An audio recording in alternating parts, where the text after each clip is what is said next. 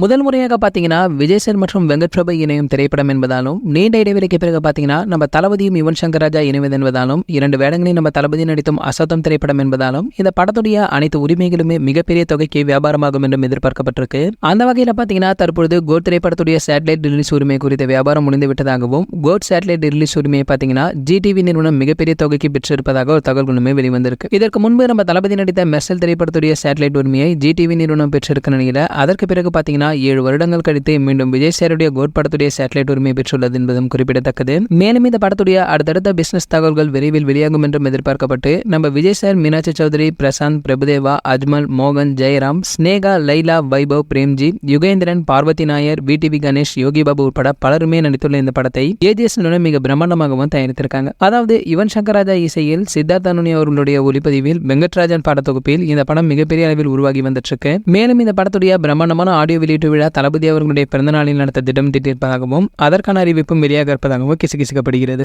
சரி, ஓகே, உங்களெல்லாம் யாரெல்லாம் கோட் திரைப்படத்துடைய ஆடியோ லான்ச் பார்ப்பதற்கு ரொம்ப அவளோட வெயிட் பண்றீங்களோ அதை கீழே உள்ள கமெண்ட் செக்ஷன்ல கமெண்ட் பண்ணுங்க. மேலும் இது போன்ற நம்ம தளபதி பற்றி வெளியாகும் அனைத்து செய்திகளை நீங்க உடனே தெரிஞ்சுக்க நம்மளுடைய தளபதி 360 நம்ம சேனலை சப்ஸ்கிரைப் பண்ணிக்கங்க. பக்கத்தில் உள்ள பெல் ஐகானை கிளிக் பண்ணிட்டீங்கன்னா நீங்க நம்ம வீடியோவை மிஸ் பண்ணாம பார்க்கலாம்.